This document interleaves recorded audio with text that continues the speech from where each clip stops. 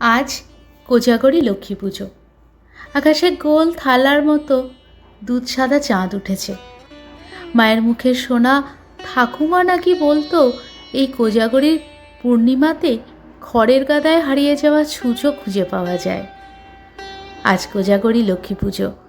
লম্বা লাল বারান্দাটার দিকে তাকিয়ে মনে পড়ল, হ্যাঁ, ঠিক ওইখানটাতেই মা পা ছড়িয়ে বসে নারকেল নাড়ু পাকাতো। গরম গরম গুড়ে মাখা নারকেল ছাই মায়ের হাতের আলতো চাপে গোল গোল নাড়ুর রূপ নিচ্ছে একের পর এক। আমিও নিতে চাইতাম খানিকটা, নাড়ু পাকাবো তাই।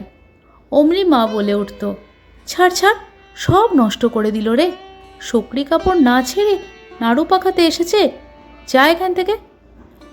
সেদিন বুঝিনি ও ছিল মায়ের পরম স্নেহের প্রকাশ। পাছে নারকেল ছাইয়ের গরম তাপ আমার কচি হাত দুটোকে কষ্ট দেয়। সেদিন একবারও তো খেয়াল করিনি মায়ের হাতের তালুটাও যে গরম তাপে লাল হয়ে উঠেছিল। আজ কোজাগরী লক্ষ্মী পুজো। মা পায়ে আলতা, কপালে লাল বড় সিঁদুরের টিপ পরে পাঁচালি পড়ছে, আর আমি ছোট্ট মেয়েটা মায়ের পাশে বসে মায়ের গলায় পাঁচালি শুনছি। দোল পূর্ণিমা নিশি নির্মল আকাশ, মন্দ মন্দ বহিতেছে মলয় বাতাস। আজ আরও একটা লক্ষ্মী পুজো।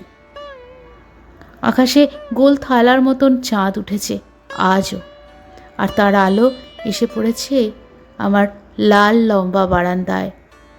নিস্তব্ধ সন্ধ্যায় শাঁখ, ঘণ্টা, পাঁচালি সবাই শান্ত। শরতের শেষ বেলার হালকা হিমেল হাওয়ায় মায়ের স্পর্শ পেলাম। মনে পড়ল সেদিন মাটির লক্ষ্মী প্রতিমার কাছে পৃথিবীর সমস্ত সুখ দাবি করা আমি খেয়ালই করিনি। নিজের সবটুকু নিয়ে স্বয়ং মা লক্ষ্মী রূপে আমার পাশেই তো ছিল, আমার রক্ষা কবচ হয়ে। দূরে কোথাও আবার পাঁচালি পড়ার আওয়াজ পেলাম। দোল পূর্ণিমা নিশি নির্মল আকাশ,